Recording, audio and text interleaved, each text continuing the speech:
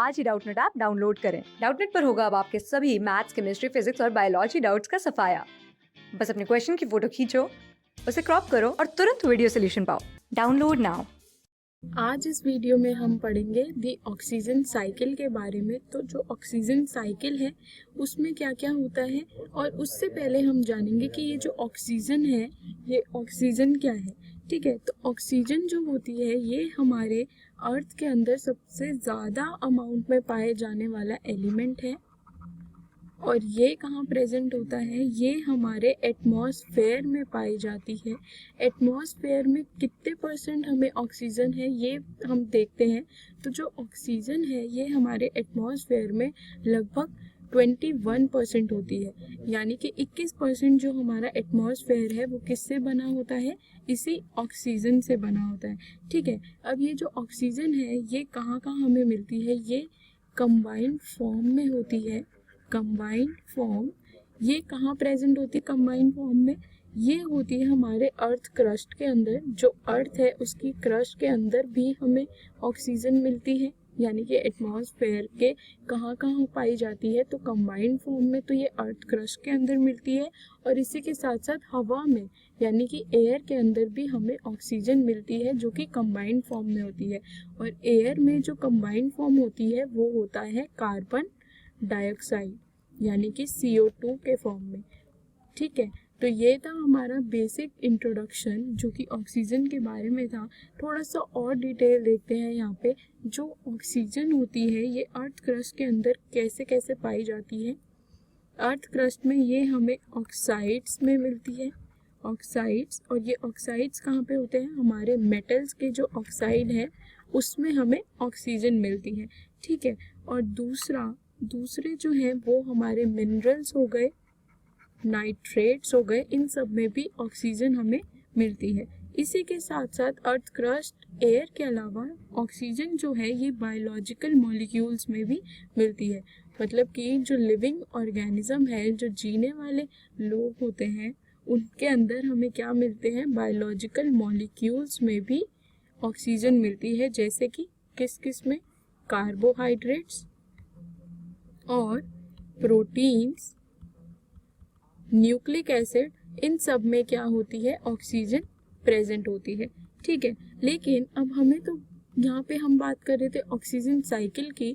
तो ये जो ऑक्सीजन साइकिल है इसमें क्या होता है, इस ऑक्सीजन साइकिल से बेसिकली क्या होता है, जो ऑक्सीजन का लेवल है हमारे एटमॉस्फेयर में उसको हम देखते हैं। Level of oxygen in the atmosphere, जो हमारा एटमॉस्फेयर है उसमें ऑक्सीजन कितनी प्रेजेंट है, उसका लेवल कैसे मेंटेन हो रहा है, वो सब हम इस ऑक्सीजन साइकिल की हेल्प से पढ़ते हैं। तो अगर हम यहाँ देखें, जो ऑक्सीजन है वो एटमॉस्फेयर में 3 प्रोसेस से यूज होती है। कितने प्रोसेस से यूज होती है, 3 प्रोसेसेस। अब इस डायग्राम में देखेंगे, जो सबसे पहला प्रोसेस होता है वो क्या होता है, वो होता है हमारा कंबशन। ठीक है, कंबशन ये सबसे पहला प्रोसेस होता है जिसमें ऑक्सीजन यूज होती है एटमॉस्फेयर में। और दूसरा प्रोसेस होता है रेस्पिरेशन। रेस्पिरेशन हमारा दूसरा प्रोसेस है। और तीसरा प्रोसेस जो होता है वो होता है फॉर्मेशन ऑफ ऑक्साइड्स, जो कि कैसे बनते हैं, हमारे नाइट्रोजन से। फॉर्मेशन मैं यहाँ पे लिखती हूँ इसको, formation of oxides of nitrogen. जो हमारा नाइट्रोजन है उसके ऑक्साइड्स जो बनते हैं, इन 3 प्रोसेस में ऑक्सीजन हमारी यूज होती है। अब अगर हम यहाँ देखें तो ये जो डायग्राम है इसमें क्या दिखाया है, ये जो ऑक्सीजन है ये एटमॉस्फेयर में एक मेजर प्रोसेस से वापस आती है। और वो मेजर प्रोसेस क्या है हमारा, वो है फोटोसिंथेसिस।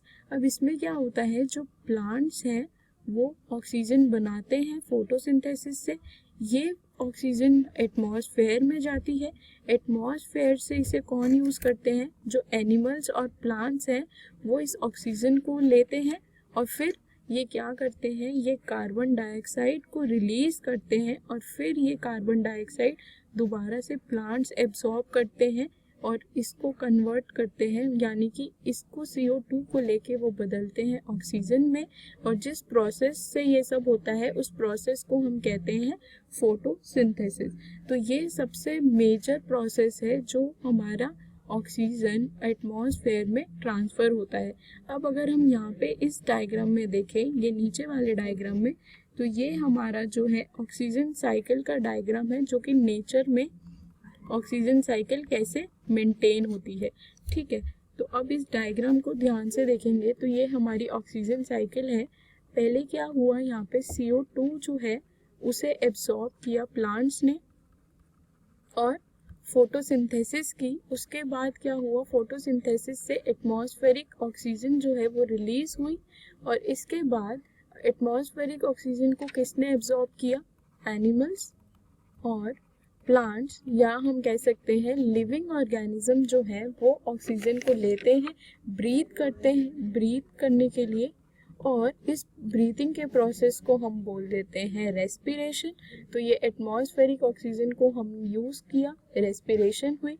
अब रेस्पिरेशन से हमने क्या रिलीज़ करी, कार्बन डाइऑक्साइड रिलीज़ करी, और ये कार्बन डाइऑक्साइड दोबारा से प्लांट्स में जा रही है। तो ये एक प्रोसेस है हमारा एटमॉस्फेरिक ऑक्सीजन को क्या करने का, ऑक्सीजन प्रोवाइड करने का एटमॉस्फेयर में। तो ये हम बोल सकते हैं एक प्रोसेस है हमारा फोटोसिंथेसिस। ठीक है, अब दूसरा जो है यहाँ पे, यही हम देखें, ये जो कार्बन डाइऑक्साइड रिलीज हुई, ये प्लांट्स फोटोसिंथेसिस से एक ऑर्गेनिक मॉलिक्यूल बना रहे हैं जिसको हम बोलते हैं C6H12O6। ये भी हमारे रेस्पिरेशन में यूज़ होता है और इससे क्या हो रहा है, ये रेस्पिरेशन से क्या होगा, CO2 रिलीज हो रही है इससे, और रेस्पिरेशन के बाद यहाँ वाटर भी रिलीज हो रहा है जो कि फोटोसिंथेसिस में यूज़ होता है। तो ये हमारी पूरी ऑक्सीजन साइकिल है जो कि नेचर में हो रही है, जिसमें हम एटमॉस्फेरिक ऑक्सीजन को कैसे यूज़ कर रहे हैं ये हम पढ़ते हैं। ठीक है, क्लास 6 से 12 से लेके नीट, IIT, JEE मेंस और एडवांस के लेवल तक 10 मिलियन से ज्यादा स्टूडेंट्स का भरोसा। आज ही डाउनलोड करें डाउटनेट ऐप या व्हाट्सएप कीजिए अपने डाउट्स 8400 400 400 पर।